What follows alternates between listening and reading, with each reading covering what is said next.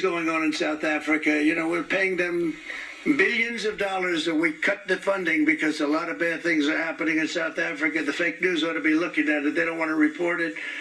Brazil, 10%, 10%. Bangladesh is 74%. You see what's going on. Pakistan, 58%. Sri Lanka, 88%. So what we're doing is we're taking not the full, we could take the full 88%. Thanks a lot. He's doing a very good job. How's he doing, huh? I think you better take it with you. It's not going to last very long. He's going to put it, it's going to follow you down with the wind. I brought a hat just in case it got too windy, but here, would anybody like a hat? I'm not giving it to a cabinet. I'm giving it to the auto workers. Come on.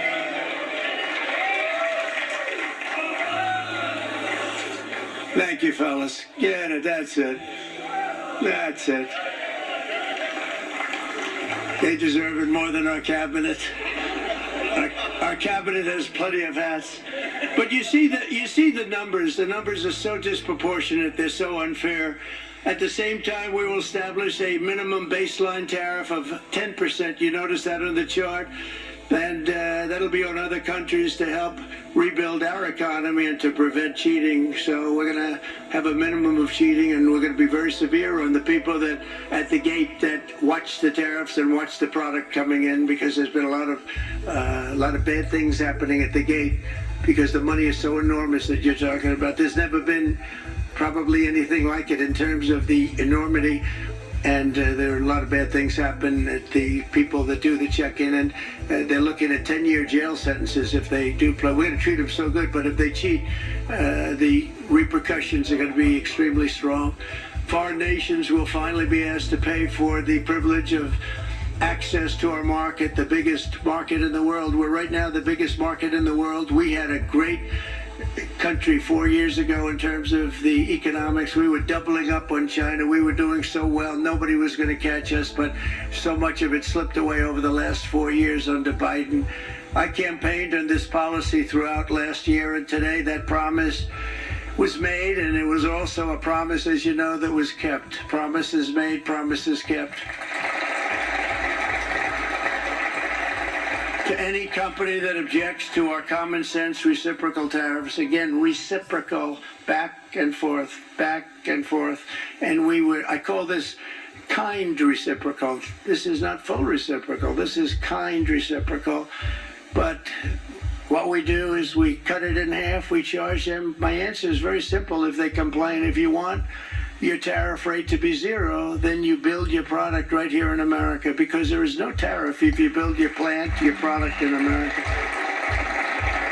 And we've seen companies coming in like we've never seen before. Likewise to all of the foreign presidents, prime ministers, kings, queens, ambassadors, and everyone else who will soon be calling to ask for exemptions from these tariffs. I say, terminate your own tariffs, drop your barriers, don't manipulate your currencies. They manipulate their currencies like nobody can even believe, which is a bad, bad thing and very devastating to us. And start buying tens of billions of dollars of American goods. Tariffs give our country protection against those that would do us economic harm. And many people were looking to do us economic harm. Maybe not so obviously, but they were doing tremendous economic harm. But even more importantly, they will give us growth. These tariffs are going to give us growth like you haven't seen before, and it'll be something very special to watch. I am so looking forward, and Brian, it's going to happen even faster than you said. You know, you might say, but it's already started. It's already started. Work's already begun on plants all around the country, and you see that it's before. These are big, rich companies. We have $61 billion started on a big plant going up. It's going to be announced over the next 2 days, and they already started work. Many of these the biggest companies in the world, they've committed to build. We're going to build, sir. And they came here to see me, and wanted to know if they could have a press conference. I do as many as I can. I'm pretty busy trying to stop Russia and Ukraine and the Middle East. We got to stop that. We got to stop the Houthis, which we're making tremendous. They like shooting ships down and out of the water, sinking ships. They get a kick out of it, but they're not getting such a kick out of it now, are they, Mr. Secretary? They're not getting such a kick out of that now. But here are just a short list of some of the companies that have already announced and committed to investment. And this is a company that built its factories and its plants in China. Apple is going to spend $500 billion. They never spent money like that here. They're going to build their plants here.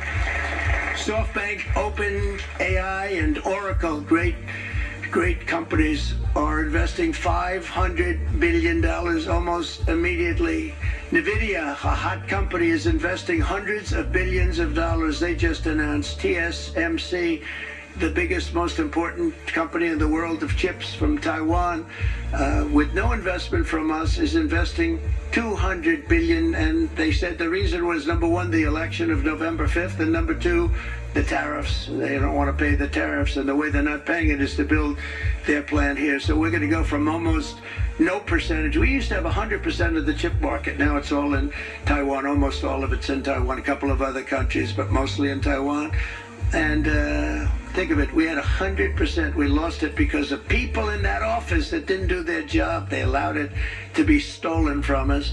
Johnson & Johnson, great company, $55 billion. Eli Lilly, $27 billion. Meta is investing $500 billion. Wow. The Mac is investing $20 billion. CMA, CGM, $20 billion. And then you have Merck and Clarios, Stellantis, General Motors, GE Aerospace, Honda, Nissan, Hyundai are all putting in billions and billions of dollars, and they're committed 100%. So. And we've never had, and this is after 2.5 months. This is after just a short, this all took place as soon as we came out with what everybody wanted to do. You know, I watched a gentleman today on television. He used to work with Lee Iacocca, a very respected automobile person, and he said, you know, because they're asking people, they try and get as many negative people as they can.